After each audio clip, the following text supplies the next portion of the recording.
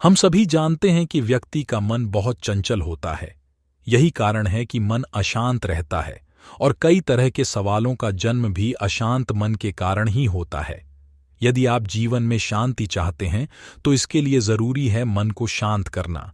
लेकिन मन को शांत कैसे किया जाए? गौतम बुद्ध से जुड़ी इस कहानी के माध्यम से आप जान सकते हैं कि मन को शांत करने का क्या तरीका है। इसमें भगवान गौतम बुद्ध द्वारा मन को शांत करने के आयामों के बारे में बताया गया है।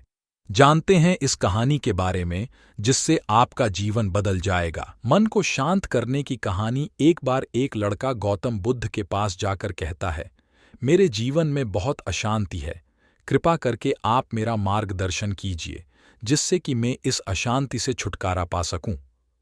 गौतम बुद्ध लड़के से जीवन की अशांति का कारण पूछते हैं। लड़का उत्तर देता है, अत्यधिक विचारों के कारण मेरे भीतर बहुत सारे विचार आते हैं जिससे मेरा मन अशांत रहता है। बुद्ध मुस्कुराते हुए कहते हैं, ऊपर आकाश की ओर देखो और बताओ कि तुम्हें सूर्य दिख रहा है। लड़का ऊपर देखता है और कहता है, धूप दिख रहा है। बुद्ध उससे पूछते हैं कि अगर तुम लगातार धूप में खड़े रहोगे तब क्या होगा? वह कहता है, मुझे अत्यधिक गर्मी लगेगी और शरीर में बेचैनी होगी। बुद्ध लड़के से कहते हैं कि अगर धूप में खड़े रहने से तुम्हें गर्मी लगती है तो इसमें दोष किसका है, सूर्य के ताप का या तुम्हारा? लड़का कुछ सोचने के बाद कहता है, इसका जवाब आप भी बताइए। बुद्ध कहते हैं, सूर्य का काम है ताप देना और ताप का काम है गर्मी लगना। ऐसे में तो दोष तुम्हारा ही है कि तुम धूप में जाकर खड़े हुए जिससे कि तुम्हें गर्मी लगी। तुम्हें अगर शीतलता चाहिए तो तुम्हें छांव में रहना होगा। ठीक इसी तरह चंचल मन का भी स्वभाव होता है विचारों और भावनाओं को जागृत करना। विचार क्षण भर के लिए होते हैं, लेकिन विचार से पैदा हुई कर्मेंद्रियां कर्म और ज्ञानेंद्रियां ज्ञान से जुड़ी होती है। इससे हम अपनी संवेदनशीलता को बढ़ा सकते हैं, यानी हम जो भी काम करें उसे आनंद के साथ करें।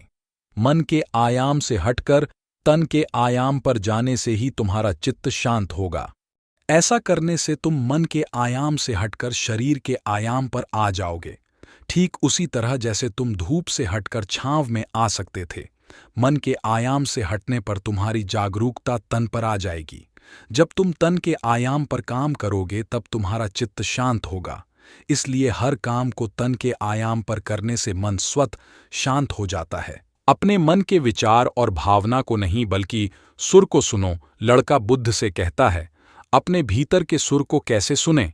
बुद्ध कहते हैं, किसी शांत स्थान पर रहकर जहां शांति हो, तब अपनी आंखें बंद करो और मन के भीतर चल रहे शोर से हटकर भीतर के सुर को सुनने की कोशिश करो।